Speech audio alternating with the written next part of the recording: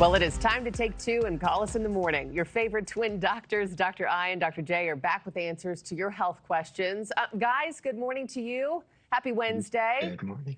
Happy Wednesday. I look forward to this every week. It's a highlight for me. Okay, let's start with the true or false. We talked about this whole cell phone thing before we went to break. The use of mobile technology, like your cell phone, can increase your long-term risk of dementia. I'm going to say false on that. You are right. That is false. So we're always telling our kids, right? Brain rot, stay away from your phone.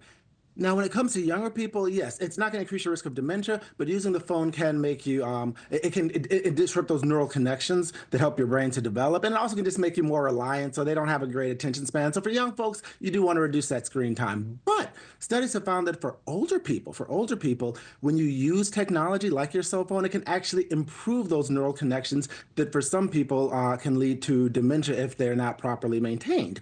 And for older people, it helps them reduce the risk of dementia because, they don't forget things as much. They've got their calendar, they've got little reminders. Yeah. So the take-home message is for younger kids, people our age, people in their 20s, stay away from the cell phone, reduce the screen time. But for older people, absolutely beneficial. We're all in our 20s, right? Still, the three of us? Yeah. Don't look a day over 25. But as part of that community for older people, like staying in touch with folks all across the world and your friends that you can't get to, That is part of it. Just that, again, that community helps to maintain those neural connections. But also, when you're in that community, when you're starting to decline, people also notice that earlier as well. Okay. So it's kind of a double-pronged effect. Interesting. Okay, on to the next one. True or false? Herbal supplements are a leading cause of liver injury and liver transplant in the U.S. False. It's actually true, Markie. It's actually true. Yeah. So over the last 2 decades, we've seen a big increase in the use of herbal supplements. During that same time, we've seen a big increase in what's called drug-induced liver failure. We've seen a 200% increase in drug-induced liver failure over the last 2 decades. At the same time, a 70% increase in the number of people who have drug-induced liver failure who subsequently need a liver transplant. And the reason is, at the end of the day, people hear herbal and they think herbal, plant, safe. Herbal is plant-derived, but it's not always safe. The reality is that anything we consume for medicinal purposes, be it an herb, be it a medication made in a lab, has to get metabolized in our liver. Now, the tricky thing with herbs is they're not really tightly regulated in this country, and so you don't know what you're getting. There may be too much of certain active metabolites, not enough of others. They may be contaminants, and those are all things that can damage the liver. And so I tell people, if you're going to take herbs, and there's no harm in taking herbs, make sure that they are approved by the USP, United States Pharmacopoeia. They basically help to ensure the quality of herbs. Number one. Number two, sounds cliche, but talk to your doctor. Tell them I want to take this herb and this herb. We may tell you, hey, these two together, not a good idea.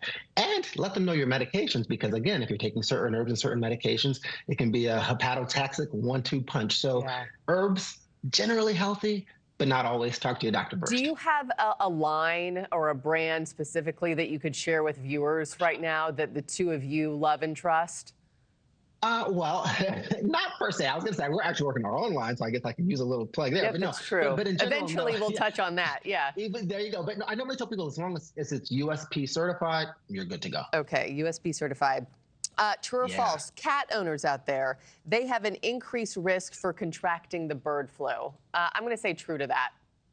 That is true. And as someone who has 4 cats now, my kids have tricked me into 4 cats. Four cats? 4 cats, yes. 1, 2. They came in 1, 2, 3. It was just insane. But this is the thing. So bird flu, right? We think of birds, like avian flu. So that's going to be the reservoir. And that is the reservoir.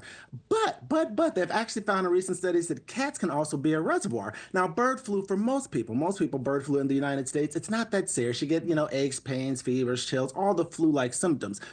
However, 50% of people outside of the United States actually die from bird flu, so bird flu can be serious. And so what they have found is that, yes, cats can get the bird flu, usually when they're outside cats and they're, playing with dead birds, and then they can pass it to their human owners. So really the take-home message is, for really a lot of reasons, you don't want to have outdoor cats. Make sure your cat's are indoor cats, number one. Number two, cats can actually show signs and symptoms of bird flu. So if your cat seems like they've got the sniffles, take them to the vet. Also, if you think that you've been exposed, see your doctor right away. Antivirals work wonders in treating it early. Yeah. Thanks for watching, everybody. Go to joinnn.com to find NewsNation on your television provider.